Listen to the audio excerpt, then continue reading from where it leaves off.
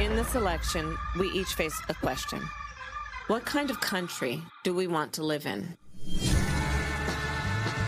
There are some people who think we should be a country of chaos, of fear, of hate. But us, we choose something different. We choose freedom. Freedom, freedom, I can't move. Freedom, cut me loose. Yeah. Freedom, freedom, where are you? 'Cause I need freedom too.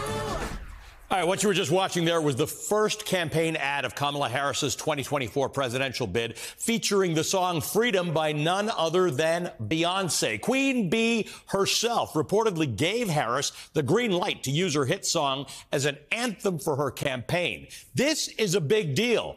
A BFD, as some might say, because Beyonce doesn't just give clearance to her music to anybody. In fact, she's known for having very strict guidelines around permissions to use her music. The superstar has not yet formally endorsed Harris for president, but it seems the beehive is sweet on the K-hive.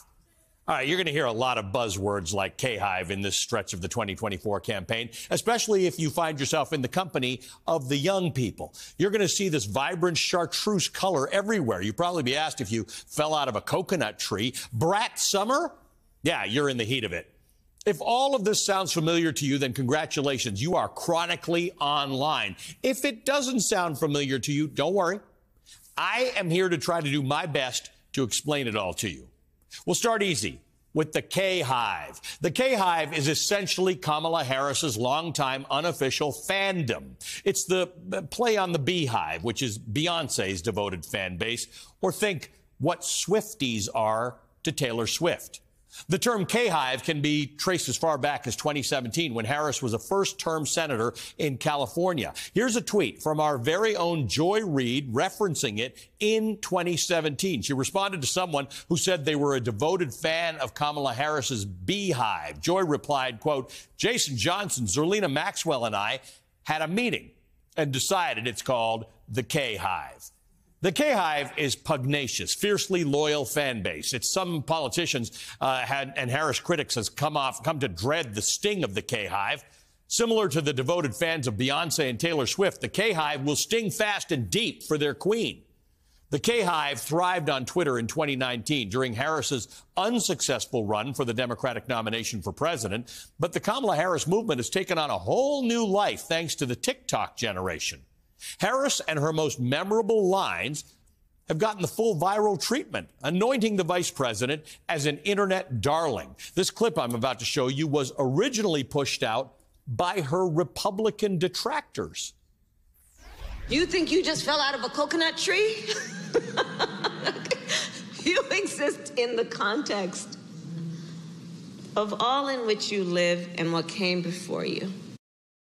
The RNC posted that clip in an attempt to throw shade at whatever they deemed to be a pattern of wacky word salads by Kamala Harris. But it had the opposite effect.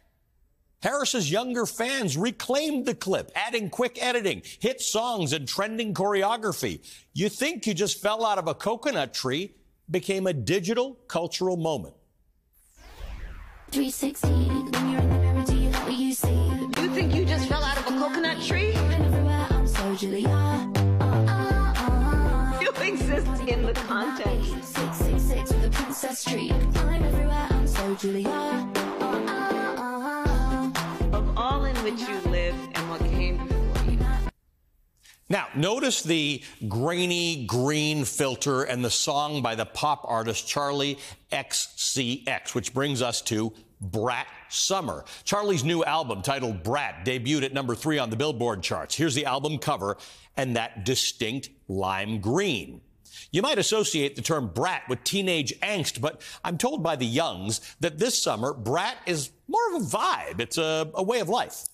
Brat Summer is all about empowerment, accepting your imperfections while embracing the chaos. And Brat Summer has transcended TikTok to be associated with Vice President Kamala Harris, with Charli XCX herself tweeting, "Kamala is brat."